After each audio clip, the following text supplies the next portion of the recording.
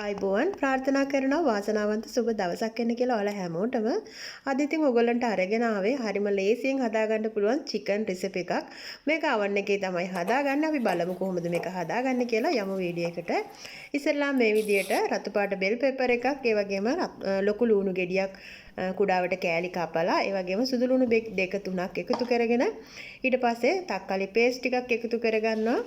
hot sauce ටිකක් එකතු කරගන්නවා. මේස හැන්ද බැගින් මේවා එකතු කරගන්න. ඊට පස්සේ soya sauce මේස හැන්දි දෙකක් විතර එකතු කරගන්නවා.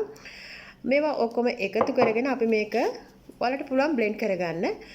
එහෙම නැතිනම් මේ වගේ chop machine එකේ දාලා මේක blend වෙනවා වගේම කුඩාවට කැඩිලා කෑලි වලට එනවා.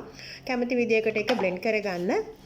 ඊට පස්සේ අපිට තියෙන්නේ chicken ලොකු කකුල් කොටස් තමයි මම මෙතෙන්ට අරන් තියන්නේ. ඉතින් ඔයාලට පුළුවන් කැමති විදියකට chicken අරගන්න.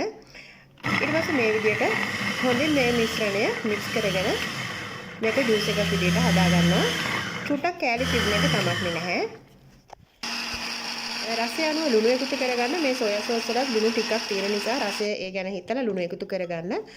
ඉතින් මේක පොඩ්ඩක් සැරට ඕන අයට පුළුවන් මේකට මිරිස් ටිකක් එකතු කරගන්න. hot sauce ටිකක් මම එකතු කරගත්තා.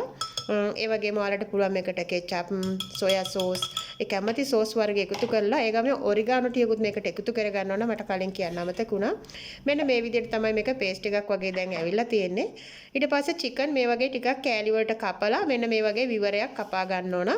මේක ස්කින් එක අයින් කරන්නේ නැතුව මේ විදිහට chicken එක කපා ගන්න. පිහියෙන් ඔයගොල්ලන්ට පුළුවන් කැපුම් පාරවල් 3ක් විතර දාලා ඊට පස්සේ මේ sauce එක එකතු කරලා ඔයාලට පුළුවන් මේකට රසය අනුව මේ වෙලාවේ ලුණු බලලා එකතු කරගෙන මේක බේක් කරගන්න විතරයි තියෙන්නේ. හරිම ලේසි රෙසිපි එකක්. ඉතින් oven එකක් විතරයි මේකට අවශ්‍ය වෙන්නේ. ඔයාලට සාමාන්‍ය බෝඩින් කාමරවල වගේ ඉන්න අයට ලිපක් පාවිච්චි කරන්න බැරි කෙනෙකුට මෙන්න මේක ගොඩක් වටිනවා. ඉතින් මේ විදියට oven එකේ දාලා ඔයගොල්ලන්ට පුළුවන් සුදු බත් එක්කලා බ්‍රෙඩ් එක්කලා, ඒ කියන්නේ පාන් වර්ග රොටි වර්ග එක්කලත් කන්න. ඊට පස්සේ මම මේක Pyrex භාජනයකට දාගන්නවා. මේක oven එකට දාන්න පුළුවන් Pyrex භාජනයක්. ඊට පස්සේ මේ විදියට එකතු කරලා මේක මම පොයිල් කොලයකින් වහනවා. විනාඩි 45ක් පොයිල් කොලයක වහලා මේක oven එකේ බේක් කරගන්නවා.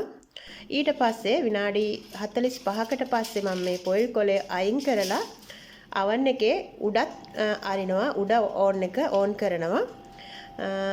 උඩ ඕන් කරන්නේ විනාඩි 45කට පස්සේ. ඊට පස්සේ අපි විනාඩි 45යි පස්සේ විනාඩි 15යි හරියටම පැයකට පස්සේ අපිට මෙන්න මේ විදියට රස බලන්න පුළුවන්. මේක සෙල්සියස් අංශක 125ට තමයි මම ඕන් කරගත්තේ. ඉතින් ඔයගොල්ලන්ගේ oven එකෙන් oven එකට මේක වෙනස් වෙන්න පුළුවන් රස්නේ. ඒක නිසා ඒ ගැන හිතලා ඔයාලා මේක හදාගෙන රස බලන්න. මේ chicken වලින්ම හැදෙන මේකේ juice වගේ උඩින් තෙල් ගතිය වගේ මේකේ මේ විදිහට එන sauce එකෙන් ඔයාලට පුළුවන් උඩින් ටිකක් උඩින් ආලේප කරන්න. එතකොට හරිම ලස්සනයි. වේලුණු ගතියකුත් නැහැ. මේ chicken එකේ උඩ පොඩ්ඩක් පාට ලා පාටට brown පාට වෙනවා. ඉතින් එතකොට තමයි මේකේ හරි ගාන එන්නේ. පැයක් යනකොට ඔයගොල්ලන්ට මේ විදිහට හදාගන්න පුළුවන්. දැන් ඉතින් කෑමට සුදුසුයි. සුදු බත් ටිකක් එක්කලා ඒ වගේම ඔයාලට පුළුවන් පාන් එක්ක මේක කන්න. මම හිතනවා මේ වීඩියෝ එක ඔයාලට ගොඩක් වැදගත් වෙන්න ඇති කියලා. වැදගත් වුණා නම් තව කෙනෙකුට බලන්න ෂෙයා කරන්න. ඒ වගේම හැමදාමත් මගේ වීඩියෝ වලට ලයික් කරන, කමෙන්ට් කරන, ෂෙයා කරන ආදරණීය ඔයාලට ගොඩක්ම ස්තුතියි. Don't forget subscribe and like, share. Thank you for watching my video. God bless all my friends. See you next video. Bye bye.